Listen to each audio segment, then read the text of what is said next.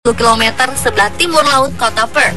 Fogarty sedang berburu ketika tersesat dan tak bisa kembali ke perkemahan. Selama 6 hari, ia dipaksa bertahan di tengah cuaca panas tanpa air. Polisi kemudian menemukannya beberapa hari kemudian dalam keadaan selamat. Ia ditemukan sekitar 15 km dari titik ia menghilang.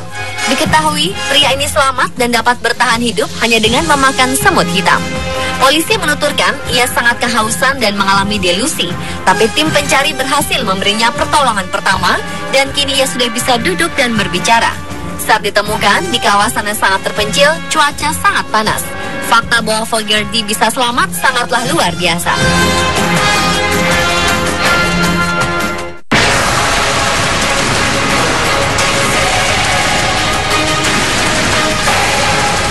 Semua pramugari maskapai Kunming di Tiongkok pasti pernah merasakan tidur di bagasi kepala di kabin. Ini semacam penggojlokan setelah mereka menuntaskan pelatihan 30 hingga 50 jam terbang di maskapai tersebut. Selama 4 tahun terakhir, tradisi ini dilakukan. Namun tahun ini sepertinya tradisi ini harus berakhir setelah tersebarnya foto-foto pramugari dipaksa tidur di bagasi kabin menghebohkan netizen. Menurut mereka, tindakan ini merupakan sebuah pelecehan terhadap wanita. Publik menuntut pihak maskapai untuk meminta maaf kepada para wanita yang telah mereka perlakukan dengan buruk tersebut.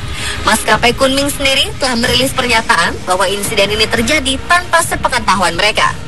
Mereka juga berjanji akan bertanggung jawab mencari tahu apa yang sebenarnya terjadi dalam pelatihan pramugari.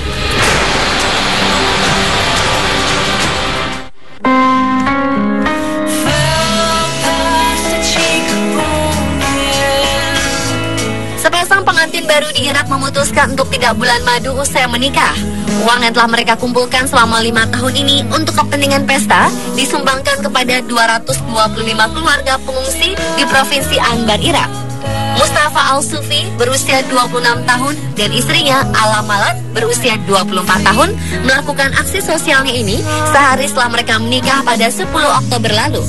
Sufi mengatakan semuanya itu mereka berikan sendiri dengan tangan mereka. Alasannya bukan untuk pamer.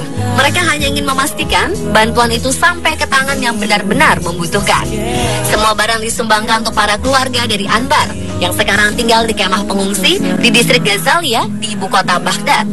Dari pasangan pengantin baru ini, setiap bayi di kemah pengungsi itu menerima 24 botol susu.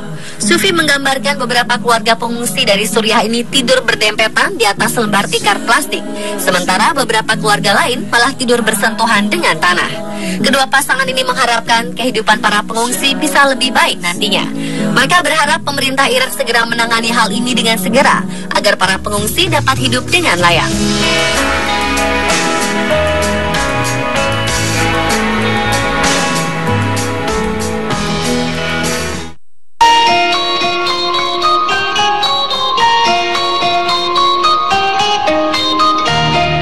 Bernama Ram Chaven yang berusia 63 tahun mengejutkan penduduk kota Pune dekat Mumbai, India. Ini terjadi karena ia menenteng kepala wanita yang merupakan istrinya sendiri.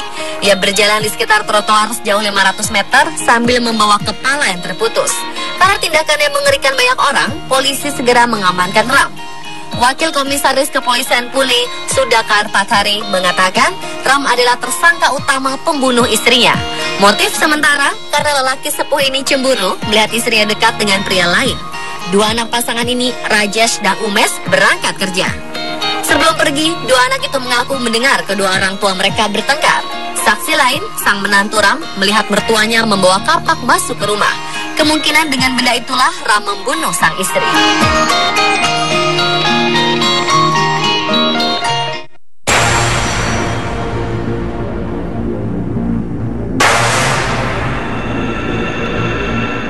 Seorang pria di kota Mumbai, India dibawa ke rumah sakit umum Lokmaya Tilak ketika ia pingsan di sebuah halte bus. Ia dikatakan mengidap infeksi telinga dan kurang gizi. Setelah dokter memeriksa denyut nadinya, ia dinyatakan meninggal dan dibawa ke ruang jenazah. Namun ketika akan diotopsi di kamar jenazah, pria 45 tahun ini bangun dan mengejutkan para dokter. Petugas kepala rumah sakit Dr. Rohan Roheker diduga menyuruh stafnya untuk langsung membawa jasad pria ini ke ruang jenazah. Padahal aturan rumah sakit menyebutkan jenazah harusnya disimpan dulu di bangsal khusus selama 2 jam untuk memberi kesempatan jika ternyata korban belum meninggal. Dua petugas ruang jenazah yang akan memeriksa pria itu kaget ketika melihat ia bernafas dan perutnya naik turun. Mereka kemudian bergegas ke ruang bangsal untuk melapor ke para dokter. Polisi yang kemudian tiba di rumah sakit menuding Dr. Hacker telah menghapus data laporan kematian setelah dia menyadari kesalahannya.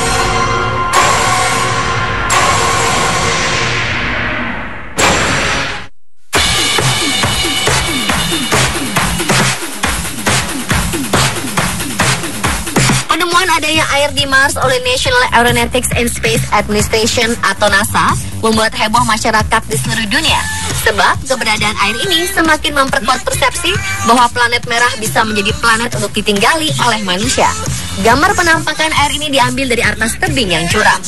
Para peneliti NASA mengkonfirmasi bahwa terdapat garis-garis yang muncul terkait dengan adanya air tersebut. Mereka menunjukkan garis-garis tersebut menyerap cahaya pada panjang gelombang tertentu terkait dengan senyawa yang bisa menyerap air dari atmosfer Mars, yang dikenal sebagai deliquescence. Para peneliti mengungkapkan bahwa senyawa ini memungkinkan air untuk tetap cair pada suhu lebih rendah. Peneliti planet di Pusat Ruang Antariksa NASA, Johnson Dock Archer, mengatakan senyawa yang menyerap air tersebut dinamakan garam perklorat. Senyawa ini bisa ditemukan di dalam tanah di planet Mars. Pemirsa, itulah rangkaian peristiwa unik menarik yang terjadi selama sepekan ini yang kami rangkum untuk Anda.